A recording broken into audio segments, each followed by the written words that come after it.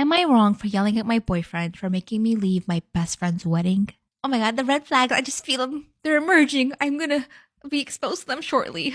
My boyfriend, 27, and I, 26, have been together for 2 years. He's a good at heart and is normally rational, but his one issue is that he expects to accompany me in every occasion, no matter how big or small. He even went with me to my ex-boyfriend's funeral after days of begging. Oh god, no.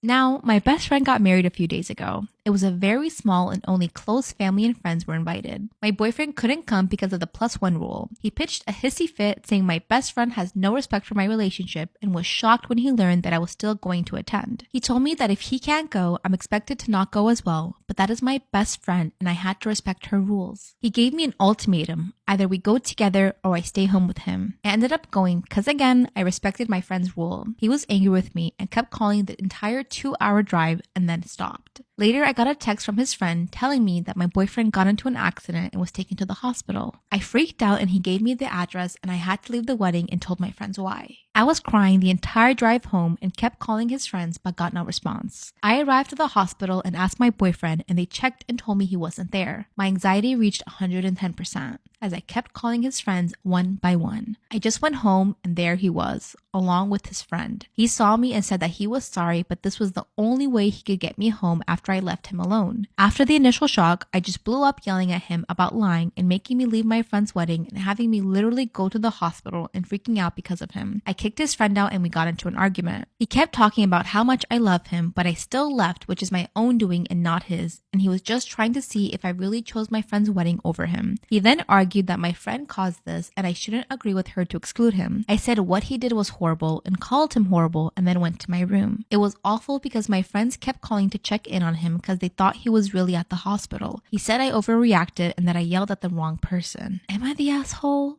Did I go too far? Man, okay. If your question was originally like, am I wrong for going to this wedding, my friend's wedding without him? That would have been one thing. But your question is, are you wrong for yelling at him the way that you did because of what he did? Read what you wrote again. And please tell me why you feel like you are wrong at all. This man manipulated you, right? Endangered you. He didn't think, hey, she has a 2-hour drive.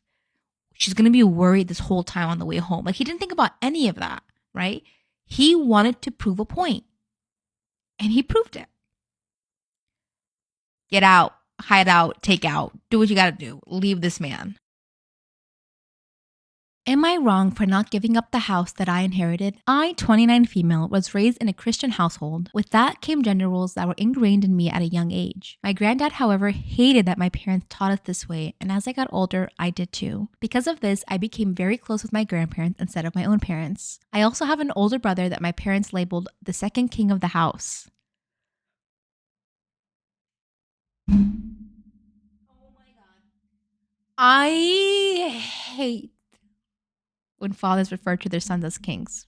Oh my god, please no. For more info, my grandparents lived in a beautiful house that had no neighbors, many trees, and a garden. They paid off the house after years and was very special to them. My granddad also had problems with his back and a condition that would get worse until he couldn't go on anymore. After my grandmother passed, he got worse and ended up needing at-home care. He didn't want a stranger in his home, so that wasn't an option. My parents preached that it was punishment for all of his sins, so they wouldn't take care of him, and they were planning on putting him in a home. I decided to stay with him since it would just be easier. My job can be worked effectively at home, and he'd get care from someone who isn't a total stranger. In the time I took care of him, we filled the home with the love and laughter my grandmother brought to it. As my granddad got worse, not a single call, not from my mom or dad or my brother. We were joking about it once, and he said, maybe I should just give you Missy, the house's name, instead of your dad. He's just gonna give it to your brother anyways. He laughed after he said that, so I assumed he was joking. Fast forward, the worst happened. I was the one who found him, had to make the call, all of it. As much as I pushed away from my parents, I didn't want them to find out the news from a random person. The funeral was the first time I ever truly connected with my parents in years. We hugged and cried together, and we were all vulnerable. But then it came time for the will.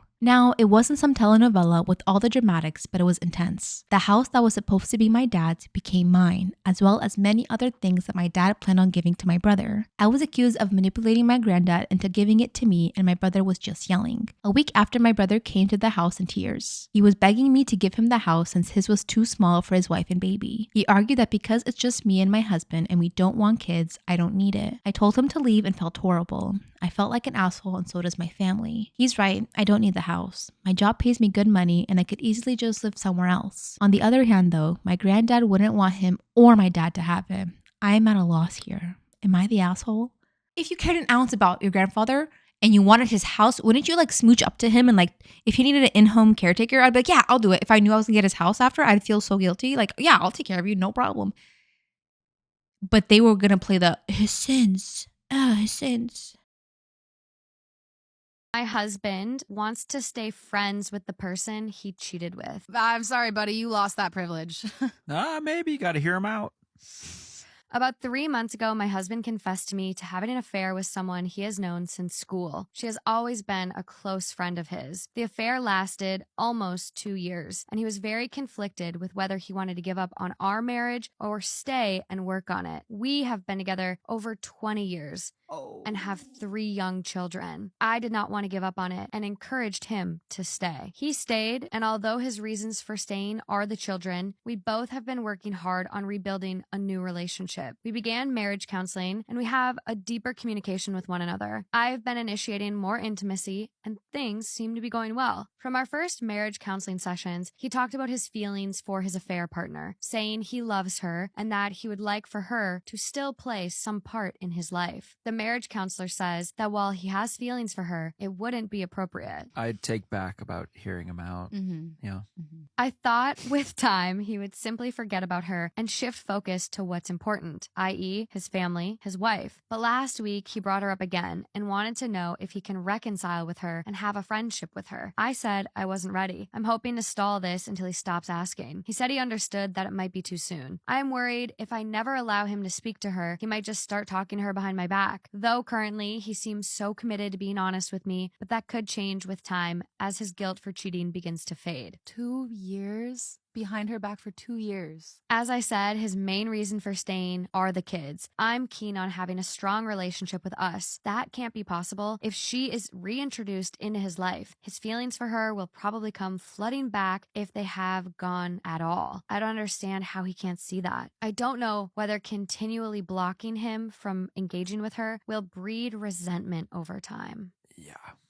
I'm sorry. Unfortunately. There's only one answer. Divorce. Yeah, you gotta go. Yeah. Give him the D. I was listening to Tish Cyrus and I was so just inspired by her because she was talking about her insecurities when she was staying with Billy, which her ex-husband, and how she thought that if they got divorced, that she would just be alone forever. She would never love again. And then she ended up finding literally the man of her dreams. And she's married to him now and she's so in love and she's just over the moon. And I just thought it was so inspiring because it really does feel like that sometimes. It does feel like, how will I find someone else? How will I find someone? Like, and I can't imagine being in a marriage for that long, that many years and having children and then being so afraid to leave and to be alone. Yeah. And so I think that what I'm hearing from this story is that I feel she's probably feeling some of those things and just trying to force it to work, even though it doesn't sound like it's fair to her. It shouldn't. I think she's a great testament to like, why stay? Why continue to torture yourself? Because when you do leave, she's a success story. Like,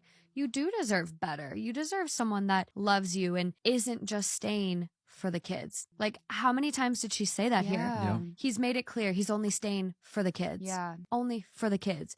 What about you? Yeah. Are you not deserving of love? Are you not worthy of a partner? He literally had an affair behind your back for 2 years, and his only concern right now Is being friends with her is still. being friends with her Yeah. still. How can we talk? Can I reconcile with her? Mhm. Literally day 1 marriage counseling, he's talking about how much he loves her. Yeah. Where do you go from here? Because I think it does breed resentment. I think eventually he does go behind her back again. Oh, yeah. It's inevitable. This That's is, where yeah. by doing it now, I don't know if you call it saving time, but you are jumping out of the car before it crashes. Like, it's happening. Yeah. This is Put your he's parachute shown, on at least. he's literally shown that, because obviously they're not going to be friends. how could you go back to being Yeah. friends? Mhm. And in all reality, that's where his feelings and his love is. So it'll be best for you. It's going to be best for him. It's going to be best for your kids. Happy parents separated are better Yes. than sad parents together Yeah. for any kid. Mhm. Yeah. And so you're just doing it now before it's going to inevitably happen